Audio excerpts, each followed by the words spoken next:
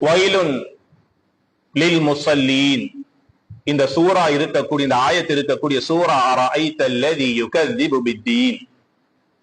எம்மில் அனைவருக்கும் இது பாடமான ஒரு சிறிய சூரா. நம் பிள்ளைகள் நம்ம காதுக்கு கேட்க வீட்டிலே ஓதக்கூடிய ஒரு சூரா. இந்த சூரா இருக்கிறதே, இதனுடைய கருத்துக்களை புரிந்ததன் காரணமாக எத்தனையோ பல இமாம்கள், நம் முன் வாழ்ந்து சென்ற நல்லோர்கள், அரஐத்தல்லதி யுகذிபு பித்தீன் குர்ஆனுடைய ஆயத்தாக இருந்தாலும் ஓதுவதற்கு விரும்பவில்லை. ஏன் தெரியுமா? நபிகள் நாயகம் ஸல்லல்லாஹு அலைஹி வஸல்லம் சொன்னார்கள், கம் மின் காரிஇன் யக்ரஉல் குர்ஆன் வல் குர்ஆன் யல்அனு. எத்தனையோ மக்கள் குர்ஆனை ஓதுகிறார்கள், அதே குர்ஆன் அவர்களுக்கு சாபம், லஅனத் செய்கிறது என்று சொன்னார்கள் நபிகள் நாயகம் ஸல்லல்லாஹு அலைஹி வஸல்லம் அவர்கள்.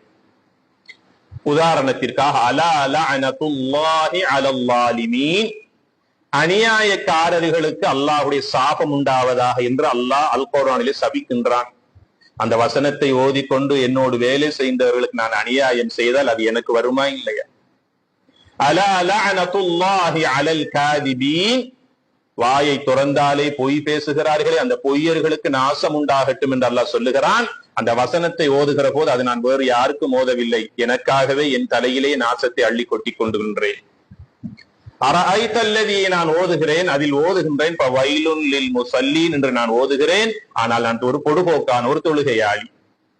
சூரா ஃபாத்திஹா எனக்கு முறையாக ஓத தெரியாத ஒரு தொழுகையாளி. அத்தஹியாத்து ஒழுங்காக ஓத தெரியாத ஒரு தொழுகையாளி. சிறுநீர் கழித்தால் முறையாக ஒழுக்கமாக சுத்தம் செய்ய தெரியாத ஒரு தொழுகையாளி. ஒரு பொடுபோக்கான ஒரு தொழுகையாளி.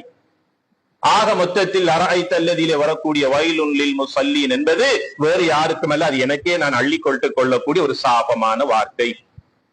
அதனால நம் முன்னால் வாழ்ந்த நல்லோர்களான உலமாக்கள், பெரியோர்கள், இமாம்கள் இந்த சூரா அல் மாஊன் அரஐத்தல்லதி யுகذிபு பித்தீன் என்ற சூராவை ஓதுவதற்கு பயந்தார்கள். நடுக்கத்தினால் அந்த சூராவை ஓதாமல் விட்டு விட்டார்கள். கண்ணியத்திற்குரிய அல்லாஹ்வுடைய நல்லடியார்களே, நம்முடைய ஈமானிய தராதரம் என்ன? நான் யார்? எதற்காக இந்த உலகத்திலே நான் பிறந்து வளர்ந்து கொண்டிருக்கிறேன், வாழ்ந்து கொண்டிருக்கிறேன்? என்னுடைய முடிவு என்ன? மரணத்திற்கு பிறகு நாளை மறுமையில் என்னுடைய நிலை என்ன? அதற்கு நான் என்ன தயாரித்து வைத்திருக்கிறேன் என்பதை பற்றி நாம் சிந்திப்பதற்கு தவறி விடுகின்றோம்.